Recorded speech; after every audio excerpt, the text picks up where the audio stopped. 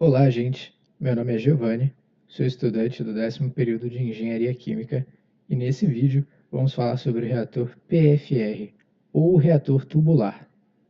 Vamos começar falando sobre as características do reator, depois falaremos sobre sua equação de projeto, sobre reações em fase gasosa que estão intimamente ligadas ao PFR e, por fim, faremos um exercício, como é de costume. Os reatores PFR são reatores de estado estacionário, assim como o CSTR. Isso significa que suas propriedades internas não mudam ao longo do tempo. Os reatores PFR são construídos como tubos longos em que as substâncias entram e reagem ao longo de seu comprimento. O perfil de escoamento dessas moléculas é pistonado, ou seja, elas estão em regime turbulento, diferente daquele perfil parabólico característico do regime laminar. Esse perfil turbulento pistonado que o reator apresenta significa que podemos tomar um elemento infinitesimal de volume que abrange a seção transversal do reator e ali dentro poderemos considerar a hipótese de mistura perfeita, que será muito importante para a modelagem da equação de projeto do reator. A conversão nesse tipo de reator é fortemente ligada ao volume, ao comprimento do reator, e costuma ser bem elevada se compararmos com o mesmo volume de um reator CSTR. São reatores que operam normalmente em fase gasosa, visto que eles não têm agitadores nem impelidores igual os outros reatores que já vimos.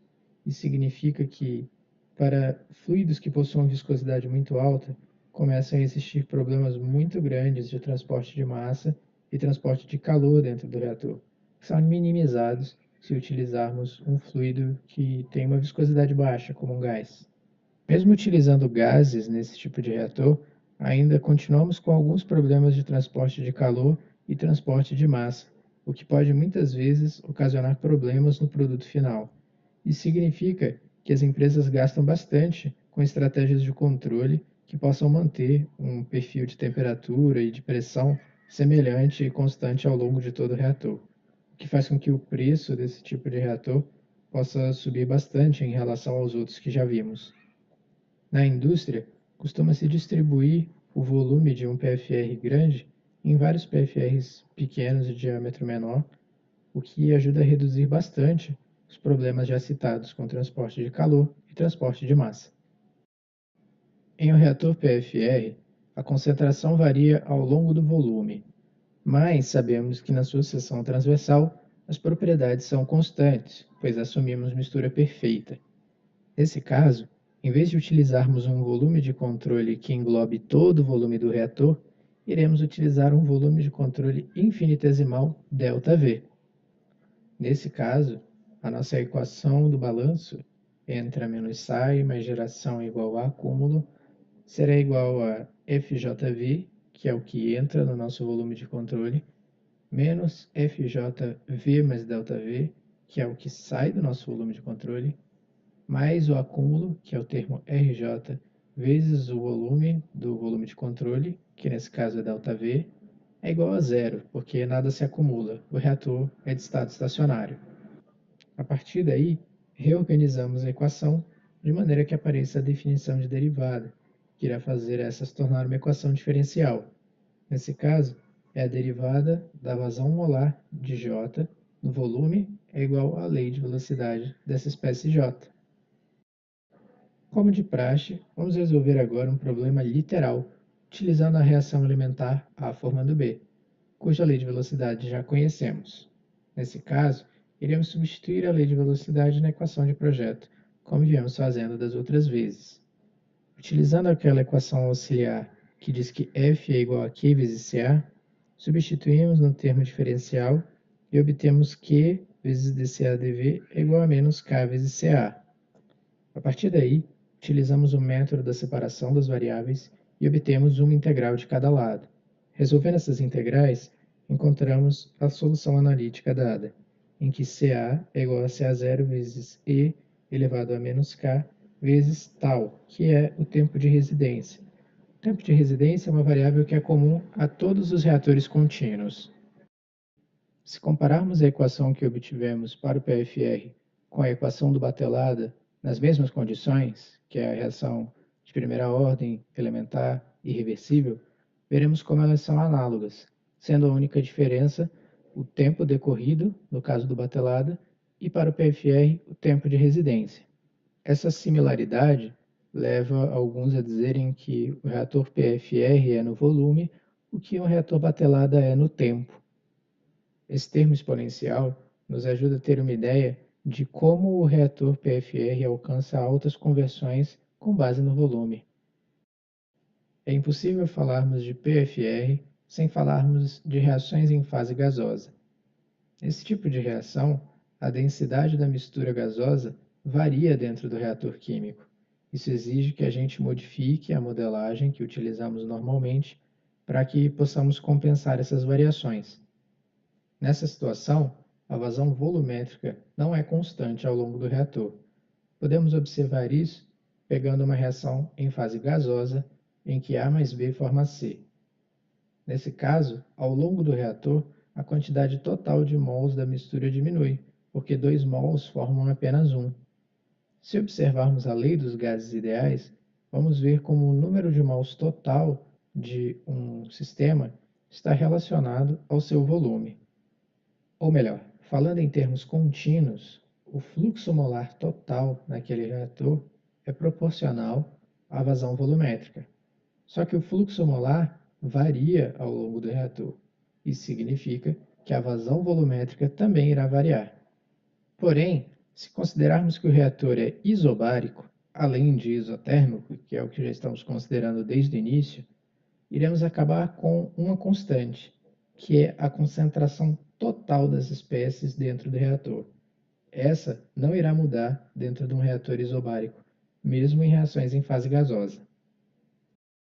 Uma estratégia que eu utilizo ao resolver esses problemas em fase gasosa é partir da lei dos gases ideais e da definição de fração molar, aquele YJ. Nesse caso, podemos escrever que a concentração de qualquer espécie no final do reator é igual à fração molar daquela espécie vezes P sobre RT, que é a pressão constante do reator. Se utilizarmos a outra definição de fração molar, que é o número de mols da espécie A sobre o número de mols total, ou em termos contínuos, as vazões molares, iremos ficar com a expressão concentração da espécie J é igual à vazão molar da espécie J dividido pela vazão molar total, ambas no final do reator, vezes P sobre RT. Fazendo um exemplo simples, se pegarmos uma reação A mais B formando C e fizermos a tabela estequiométrica, que está descrita abaixo, poderemos obter as seguintes expressões para Ca, Cb e Cc. Por exemplo, se quisermos a concentração de A no final do reator, precisamos da vazão molar de A no final do reator, a vazão molar total das espécies no final do reator, multiplicada por PRT. Utilizando a tabela estequiométrica, podemos determinar que a vazão molar de A no final do reator é igual à vazão molar inicial de A vezes 1 menos a conversão. Para a vazão molar final total, temos a soma das vazões molares de cada espécie, o que nos deixa com a expressão vazão molar inicial de A mais vazão molar inicial de B menos a vazão molar inicial de A vezes a conversão. Substituímos todas essas expressões na equação de Ca e obtemos a expressão dada. Se repetirmos esse processo analogamente, podemos escrever as expressões da concentração final de B e também de C. Se você ainda está com dúvida em como montar a tabela estequiométrica, dá uma olhada nos 2 primeiros vídeos, que eles vão te ajudar a ter uma ideia melhor. A ideia aqui, como já fizemos nas outras vezes, é substituir termos desconhecidos pela conversão e pelas vazões molares iniciais de cada espécie. Se essa reação for elementar, nós já sabemos escrever sua lei de velocidade e, através dos dados da tabela estequiométrica, podemos deixar esses dados em função da conversão, das vazões molares iniciais das espécies, da pressão e da temperatura, que são constantes. Às vezes o seu professor não te dá a pressão e a temperatura, mas ele te dá a vazão molar total inicial e a vazão volumétrica inicial. Nesse caso, você consegue também calcular a concentração total inicial, que é igual à final, como nós já vimos. Então, na verdade, é a mesma informação dada de maneiras diferentes. Vale lembrar que essas considerações são todas para reatores isobáricos, ou seja, de pressão constante. Reatores não isobáricos não obedecem essa hipótese de que a concentração total é constante ao longo do reator. Vamos agora resolver um exercício do PFR em fase gasosa que processa uma reação não elementar A mais B formando C. A vazão molar total é de 2 mols por segundo e a vazão volumétrica total é de 0,5 metros cúbicos por segundo. A lei de velocidade R é menos K vezes concentração de A ao quadrado vezes concentração de B dividido pela concentração de C. E a questão pergunta: se a constante de velocidade for K igual a 0,15 metros cúbicos por mol por segundo e o reator tiver um total de 6.000 litros, qual deve ser a conversão final alcançada? Note que, como a reação que estamos utilizando é a mesma do exemplo de fase gasosa, todas as expressões da tabela estequiométrica ainda se aplicam, inclusive aquelas da concentração das espécies A, B e C. Fora isso, substituímos P sobre RT pela concentração total inicial, que é igual ao final, e depois substituímos tudo isso na lei de velocidade, obtendo a seguinte expressão. Agora precisamos com que a conversão apareça no lado diferencial da equação de projeto. Fazemos isso substituindo a expressão que obtivemos para FA da tabela estequiométrica e depois utilizamos a regra de produto para derivadas, cancelando os termos dFa0dV, porque Fa0 é constante, então eles são iguais a zero. Isso nos deixa apenas com o termo menos Fa0 vezes dxdv é igual à lei de velocidade. Podemos passar Fa0 dividindo, cancelamos com aquele Fa0 ao quadrado e ficamos com essa equação. Agora só precisamos substituir os valores numéricos. Note que Fa0 e Fb0 são iguais e iguais a 1, porque eles são alimentados de forma equimolar, o que significa que eles são alimentados na mesma proporção. Substituindo todos esses valores, obtemos a seguinte equação diferencial.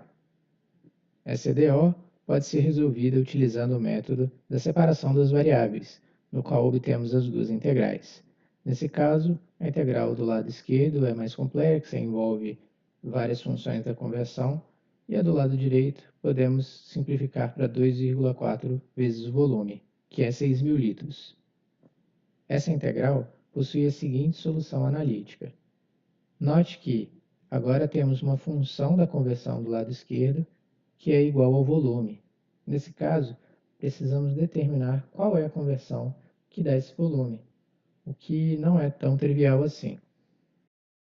A maneira mais simples que eu encontrei de resolver essa equação foi utilizar o solver do Excel, em que eu coloquei um valor da conversão qualquer de um lado, dependendo do volume do outro lado. Se forçarmos o volume a ser 6 metros cúbicos, ele nos retorna um valor de conversão de 0,745, ou 74,5%.